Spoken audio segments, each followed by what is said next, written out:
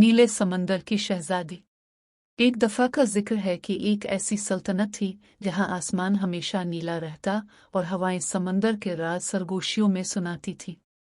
वहां एक नेक दिल और तजस्सुस से भरपूर शहजादी रहती थी जिसका नाम अना था। इसका महल एक ऊंची चट्टान पर वाक़ था जहां से नीले समंदर का नज़ारा साफ नजर आता था। एक ऐसा जादुई समंदर जो सूरज की रोशनी में चमकता और चांदनी रातों में नरमी से जगमगाता। शहजादी अना को समंदर से बेहद मोहब्बत थी। वो घंटों अपनी खिड़की के पास बैठकर लहरों का रक़्स देखती, डॉल्फिन्स की आवाज़ सुनती और तसव्वुर में उन जलपरियों से बातें करती जो समंदर की गहराइयों में हंसती थीं। इसका दिल मुहम्मद का ख्वाहिशमंद था और अगरचे वो कभी महल से बाहर नहीं गई थी, लेकिन उसे यूं महसूस होता जैसे समंदर उसे बुला रहा हो। एक शाम जब अना अपनी आया के साथ बैठी थी, उसने एक पुरस्कार कहानी सुनी, एक ऐसी कहानी जिसने इसकी जिंदगी बदल दी। आया ने सरगोशी में कहा, कहते हैं नीले समंदर की गहराई में लीरिया नामी एक भोली बसरी सल्तनत है जहां एक जमाने में एक समंदर की मलिका राज करती थी।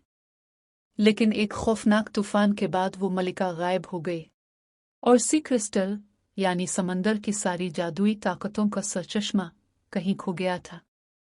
अगर वो क्रिस्टल ना मिला तो समंदर आहिस्ता आहिस्ता मर जाएगा। सिर्फ वही इंसान जिसका दिल सच्चा हो और जिसके अंदर समंदर जैसी हिम्मत हो, वही इसे दोबारा ढूंढ सकता है। अना की आंखें जगमगा अलिफाट हैं। मैं उसे ढूंढूंगी, उसने कहा। मैं नीले समंदर को बचाऊंगी। इसी रात अना ने एक छोटा सा बैग तैयार किया। इसमें अपनी पसंदीदा किताब, माँ की दी हुई एक सीपी और एक सितारे की शक्ल वाला लॉकेट रखा। वो चुपके से महल से निकली, सोए हुए मुहाफिजों के पास से गुजरी और समंदर के किनारे पहुंच गई। वहां जैसे किसी जादू के तहत एक छोटी कश्ती चांदनी के बादबानों के साथ इसका इंतजार कर रही थी। जैसे ही अना इसमें सवार हुई, हुआ ने बादबानों को भर दिया और कश्ती खामोशी से पानी पर तैरने लगी। अना को कई खतरनाक चैलेंजेस का सामना करना पड़ा। सरगोशियों का तूफान, सिया बादलों ने उसे घेर लिया और ड्रोनी आवाजें इसे वापस जाने को कहने लगी।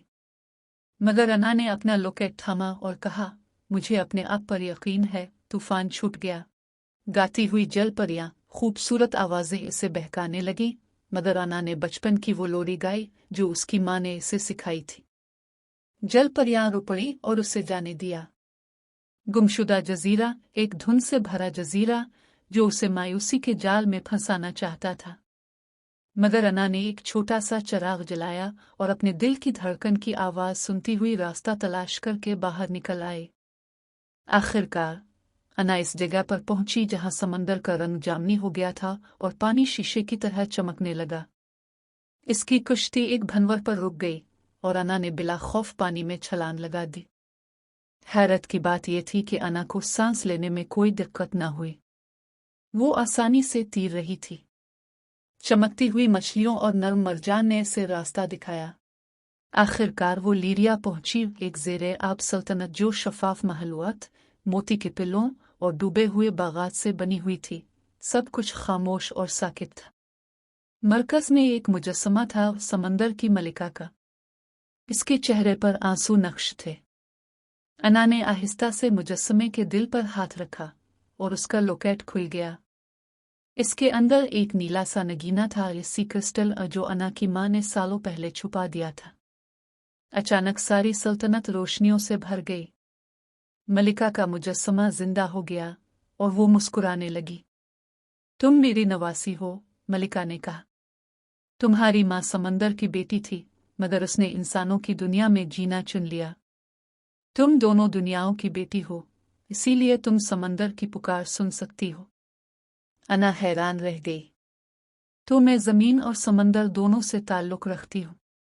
मलिका ने सर हिलाया और कहा, सिर्फ तुम ही समंदर के जादू को वापस ला सकती हो। अना की मदद से सी क्रिस्टल को इसकी असल जगह लीरिया के दिल में वापस रखा गया। जादू की लहरें पूरे समंदर में फैल गई।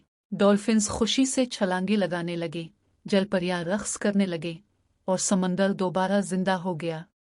मलिका ने अना को समंदर की नई मलिका बनने की पेशकश की, मगर अना ने कहा, मेरी ज़मीन पर भी जिम्मेदारियां हैं, मैं अब दोनों दुनियाओं की शहजादी हूँ।